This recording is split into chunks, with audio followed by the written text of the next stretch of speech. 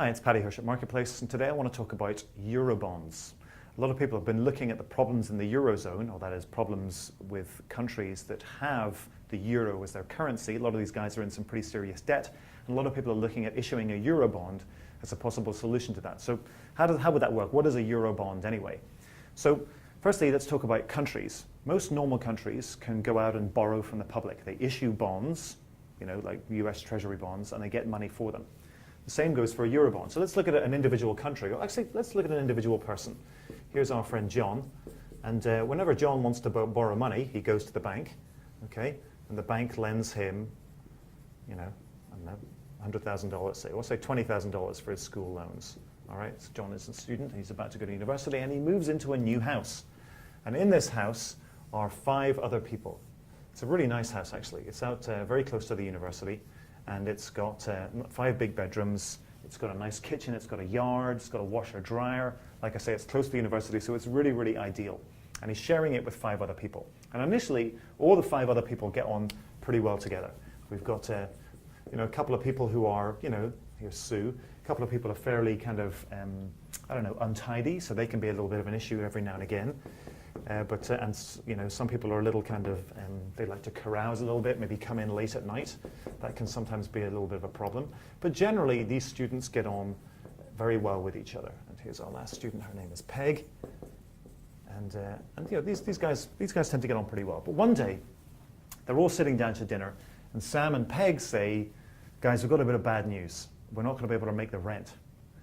Now, John and Sue and Tim are kind of worried about this because if you can't make the rent, you're going to get kicked out the house. It's halfway through the year, you're not going to be able to get any replacements in. This is actually a really big problem for them.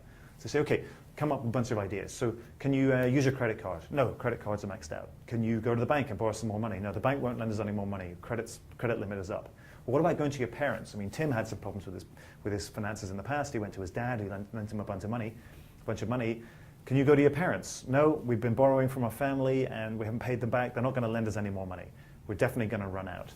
Now, John, Sue, and Tim are really angry about this because they work really hard. After they're done with school, they go to take these crappy jobs in order to make ends meet, whereas they know that these guys, Sam and Peg, they either hang out all the time or they're going carousing at night. So they're really, really ticked off because the only way they're going to stay in this house is if they cover their rent bill. And they really, really don't want to do this. Okay, they're really unhappy about this. But there's no other way for these two to get credit. So then Sue comes up with an idea. She says, okay, rather than going out as individuals and rather than us paying for these guys, why don't we borrow some more money? But instead of borrowing as individuals, we'll borrow as like a group. So we'll go out as a house. So we'll go out to each of our parents and say, look, we need $10,000. Can you guys lend us each $2,000, each parent, or each set of parents? And we as a house will pay you back, rather than we as individuals. We as a house will pay you back. That way we'll be able to cover these guys' debt. They can then go back to work. They can cut down their expenses. And then when it comes to pay back this money, they'll have enough money to pay them back. Now these guys love this. Sam and Peg think this is a great idea. This solves all of their problems. They kind of kick the can down the road a little bit, no worries. Sue likes it because she wants to stay in the house at whatever cost. Tim has had some problems with debt before, so he understands the situation that they're in, and he's kind of on board. John is not happy at all, okay, because John knows Sam and Peg, or thinks he does, and he doesn't believe that they're going to make the requisite cuts to their lifestyle. He doesn't believe that they're going to, get jobs and do the amount of work that they're going to need in order to pay this money back. He believes that comes the time, he's going to be on the hook for the money, and he's going to be paying them back, along with paying the parents back, along with Sue and Tim. And that's the situation that we have in Europe right now. We have people, because there are some countries that aren't able to pay their debts, even pay the interest on their debts. You have people within the Union, with the European Union, within the Eurozone saying, hey, why don't we all club together and issue a bond as a Eurozone, as a group of countries? Now, there are some countries that don't like the sound of this at all. Obviously, some countries love it because, it's, like I say, it's kicking the can down the road from them. But there are other countries that say, no way. We've been the big earners, we've been careful, we've been safe with our money, and we do not want to see a situation where we get hung on the hook because these guys won't pay us back.